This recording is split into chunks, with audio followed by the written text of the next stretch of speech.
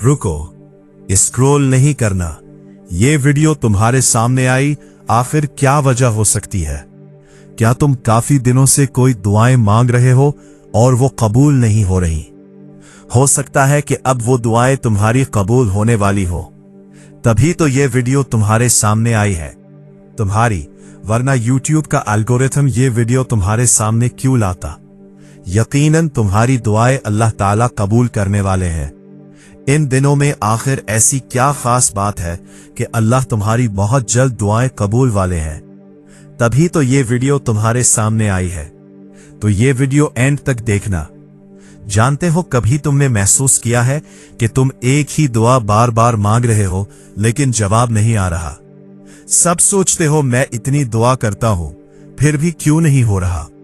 लेकिन अगर मैं तुम्हें बताऊं कि साल में सिर्फ 10 दिन ऐसे होते हैं जहां अल्लाह खुद तुम्हारी दुआ को ज्यादा पसंद करता है, जहां एक छोटी सी दुआ भी कबूल होने के सबसे करीब होती है, और अगर तुमने ये 10 दिन ज़ाया कर दिए तो शायद तुम एक सुनहरी मौका खो दो।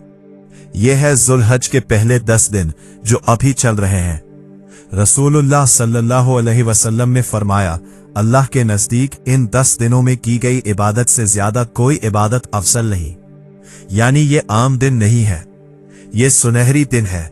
सिर्फ 10 दिन जिनमें तुम अपनी बात अल्लाह से मनवा सकते हो। हाँ, वही बात जो शायद सालों से तुम्हारे दिल में दबी हुई है। और फिर आता है 9 ज़ुल्हज, यौम अरफा। सबसे बेहतरीन दुआ अरफा के दिन की दुआ है। अब सोचो, जब अल्लाह खुद तुम्हें मौका दे रहा है तो फिर तुम क्यों रुक जाते हो? इस बार रुकना नहीं, ज्यादा सोचना नहीं, बस दिल से मांगना, मैं फिर से आया हूं।